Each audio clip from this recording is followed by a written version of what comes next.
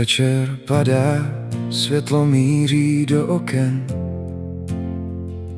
Dřív jsem hledal chyby v sobě každý den. Teď už vím, že nemusím být jako ostatní, že jen sám sebou mohu být šťastný. Kolikrát jsem chtěl být někdo úplně jiný, schovat svoje jizvy, svoje malé stíny. Dnes už ale neutíkám před tím, kdo jsem já. Pomalu se učím mít se opravdu rád. Nemusím být víc, nemusím se vzdát. Učím se své chyby tiše objímat. A když spadnu níž, zas dokážu vstát. V každé slabé chvíli sílu nacházet.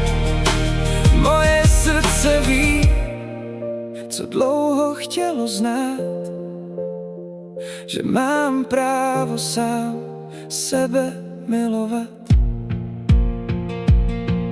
Už se neporovnávám s tvářemi z obrazu. Každý nese vlastní cestu, vlastní vázu snů. Někdo září hned a někdo později. Já své světlo našel v obyčejných nadějích.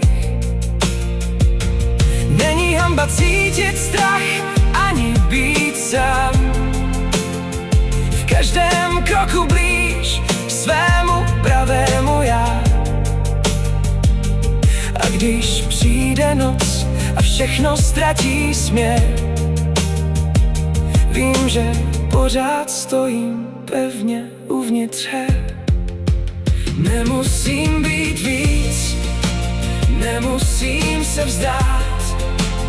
Učím se své chyby tiše objímat. A když spadnu níž, zas dokážu vstát.